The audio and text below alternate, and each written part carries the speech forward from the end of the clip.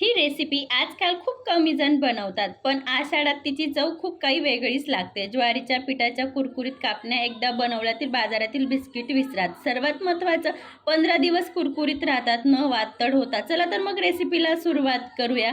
सर्वप्रथम इथे मी gas on करून एक पातेली ठेवलेली आहे. पातेलीमध्ये आपल्याला 1 वाटी गूळ घ्यायचा आहे. मी गूळला बारीक कट करून घेतलेलं आहे, म्हणजे याच्याने काय होणार की गूळ पाण्यामध्ये लवकर वितळेल. त्यासाठी मी इथं गूळ बारीक कट करून घेतलेला आहे. अगदी तुम्हाला हवं तर याच्या जागेवर तुम्ही गूळ पावडर देखील वापर करू शकतात. आपण इथे 1 वाटी गूळ घेतलेला आहे, त्यासाठी इथं मी अर्धी वाटी पाणी घेते. आता आपल्याला गूळ आणि पाणी व्यवस्थित मिक्स करून घ्यायचं आहे. इथं मी गॅसची फ्लेम मंद ठेवलेली आहे. आपल्याला पाणीमध्ये अजिबात उकळी वगैरे आणायची नाही आहे, फक्त गुळाला पाण्यात वितळून घ्यायचं आहे. बघू शकता त्या पद्धतीने आपल्याला सतत मिक्स करून गूळ छान पद्धतीने पाण्यात वितळून घ्यायचं आहे. बघू शकतात मी गॅसची फ्लेम बंद करून दिलेली आहे. सध्याला पाणी थोडं गरम आहे. मी लगेच चाळणीने चाळून घेणार आहे. गूळमध्ये बऱ्याच प्रमाणात घाण वगैरे असते, तर चाळल्याने ती घाण निघून जाईल. आणि आता आपल्याला पाणी गार करून घ्यायचं आहे. हलकं आपण बोट बुडवून 2 ते 5 सेकंद ठेवू शकतो, इतपत आपल्याला गरम पाहिजे. पाणी जोपर्यंत गार होतं आहे तोपर्यंत दुसरी साईडला एक मी तर प्लेट घेते. 1 वाटी इथं मी ज्वारीचं पीठ घेतलेलं आहे आणि 1 वाटी इथं मी गव्हाचं पीठ घेतलेलं आहे. त्याच्यामध्ये 1 चमचा मी बडीशोप घेते आणि 1 चमचा सुंठ पावडर घेते. बडीशोपला मी थोडं बारीक करून घेतलेलं आहे, म्हणजे अगदी बडीशोपचं पावडर वापरलं तरी चालेल. आणि 2 चिमूट इथं मी नमक घेते. जे आपण तेलची जी पळी असते त्या पळीने इथं मी 1.5 पळी तेल घेतलेलं आहे. कडकडीत गरम करून घ्यायचं आहे. अगदी तुम्ही ब्रेकफास्ट स्पूनने बघायला गेला तर 4 स्पून घेतलं तरी चालेल. आता आपल्याला तेलाचं छान मोहन लावून घ्यायचं आहे. मी थोडं तेल शिल्लक साईडला ठेवलेलं आहे. परत आता आपल्याला व्यवस्थित मिक्स करून घ्यायचं आहे. खास करून तेल अगदी जास्त गरम करायचं आहे. याच्याने काय होणार की आपल्या ज्या कापण्या आहेत ते अगदी कुरकुरीत होणार.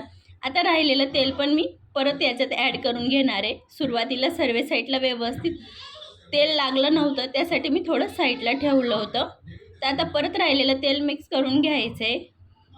आणि आपल्याला हाताने एक एक पिठाच्या कणाला व्यवस्थित तेलाचं मोहन बसेल इतपत व्यवस्थित मिक्स करून घ्यायचं आहे. बघू शकता त्या पद्धतीने हाताने मुटका वळला जाईल इतपत आपल्याला तेलाचं व्यवस्थित मोहन लावून घ्यायचं आहे. पिठाला व्यवस्थित मिक्स झालं. आता आपण जे गुळाचं पाणी केलेलं आहे ते पाणी थोडं थोडं ॲड करून आपल्याला अगदी घट्टसर पीठ मळून घ्यायचं आहे. इथं खास काळजी ठेवायची, आपण कितीही मेजरमेंटनुसार गूळ आणि पाणी घेतलेलं आहे, पण तुमचं पीठनुसार तो अगदी 2 ते 3 चम्मच कमी किंवा जास्त लागू शकतात. त्यासाठी इथं डायरेक्ट एकसोबत पाणी ॲड करायचं नाही. अगदी थोडं थोडं मिक्स करून आपल्याला पिठाचा गोळा मळत जायचं आहे. बघू शकतात मी थोडं हातात गुळाचं पाणी घेते, परत व्यवस्थित मिक्स करून घेते. परत हातात पाणी घ्यायचं आहे, व्यवस्थित मिक्स करून घ्यायचं आहे. आपण चपातीचा गोळा मळतो त्यापेक्षा खूप आपल्याला घट्ट मळून घ्यायचं आहे. बघू शकतात याच्यात आपण गूळ आणि ज्वारीचं पीठ वापरलेलं आहे. हे थोडं वातड जातं आणि प्लस यांना लाटताना क्रॅक देखील पडू शकतात पुढं. ते आपण पुढं बघूच या. इथं कणिक मळून मी 10 मिनटं रेस्ट करण्यासाठी ठेवलेलं आहे. 10 मिनटानंतर पीठ अजून घट्ट झालेलं आहे, बघू शकतात व्हिडिओमध्ये.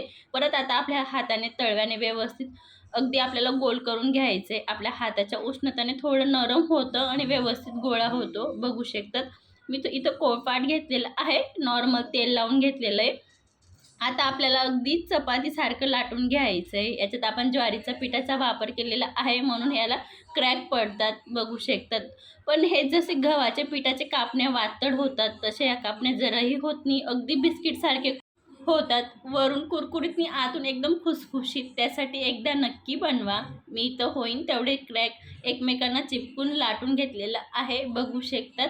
आणि आपण 2 पोळी एकमेकांवर ठेवली इतपत आपल्याला जाड लाटून घ्यायचे, बघू शकतात. आता वरून आपल्याला खसखस पेरून घ्यायचं आहे. अगदी सर्व साईडला व्यवस्थित खसखस लागेल असं मी सर्व साईडला खसखस लावून घेतलेलं आहे, बघू शकतात व्हिडिओमध्ये. आता परत आपल्याला वरून लाटून घ्यायचं आहे. याच्याने काय होणार की खसखस आतपर्यंत जाईल आणि आपल्या कापण्यांना छान पद्धतीने लागेल. जराही तळताना किंवा कापताना हात लावताना खसखस हाताला चिपकणार नाही. त्यासाठी मी अगदी 2 ते 3 वेळा वरून लाटणं फिरवून घेतलेलं आहे, बघू शकतात. या पद्धतीने आपल्याला लाटणं फिरवून घ्यायचं आहे. आता मी इथं नाईफ घेते, नाईफने छान कट करून घ्यायचं आहे. मी तर डायमंड आकारमध्ये कट करते. अगदी तुम्हाला हवं तुम्ही त्या शेपमध्ये कट करू शकतात, पण कापण्यांना पारंपरिक पद्धतीने डायमंड आकारातच कट करतात. त्यासाठी इथं मी डायमंड आकारामध्ये कट करून घेते. बघू शकतात. यांचे तुम्हाला जे काठ आहे ते काढायचे असतील तर काढू शकतात, पण मी तसंच कट करून घेतलेलं आहे. बघू शकतात. मी तुम्हाला जवळून पण दाखवते. आणि आता आपण एका प्लेटमध्ये काढून घेऊया. याचा तुम्हाला थिकनेस समजतच असेल की किती जाड ठेवायची आहे. मी जवळून पण दाखवते. खसखस किती आतपर्यंत लागलेलं आहे. आणि आता मी ज्या ताटात पीठ मळलं होतं त्याच ताटामध्ये काढून घेते. यांना अर्धा तास तुम्ही एकमेकांवर ठेवलं तरीही जराही चिपकत वगैरे नाही. आपण तेलाचा मोंड लावल्यामुळे. इथं मी सर्व तसेच लाटून घेतलेले आहेत. आणि दुसरी साईडला तेल पण गरम झालेलं आहे. तेलमध्ये मी हलकं पिठाचं पोषण थोडं टाकलं. टाकताच वरती आलं तर मग समजून जायचं की तेल आपलं छान पद्धतीने गरम झालेलं आहे. आता आपण एक एक करून सर्व कापणे याच्यात सोडून घेऊया. जेवढे तेलात बसतील तेवढे. इथं तेल थोडं जास्त गरम झालं होतं. सुरुवातीला मी गॅस बंद करून दिला होता. परत आता गॅस ऑन करून राहिलेल्या कापण्या सोडून घेते. जवळपास मी जे कापण्या बनवल्या आहेत मला 4 बॅचमध्ये मी तळलेल्या आहेत. तर आता आपल्याला कापण्यांना अगदी 5 ते 6 मिनिट लागतात लो टू मिडियम फ्लेमला तळायला. मी लो फ्लेमला तळलेले आहेत कारण की हे आतून खूप खुसखुशीत होतात आणि यांना लेयर पण खूप छान पडतात. त्यासाठी खास काळजीपूर्वक अगदी लो फ्लेमलाच तळा. खूप छान तळले जातात. आतून खुसखुशीत आणि वरून कुरकुरीत होतात त्या पद्धतीने तळले तर. मी सर्व इथं तळून घेतलेले आहेत. बघू शकतात. मी तुम्हाला एक जवळून पण दाखवते.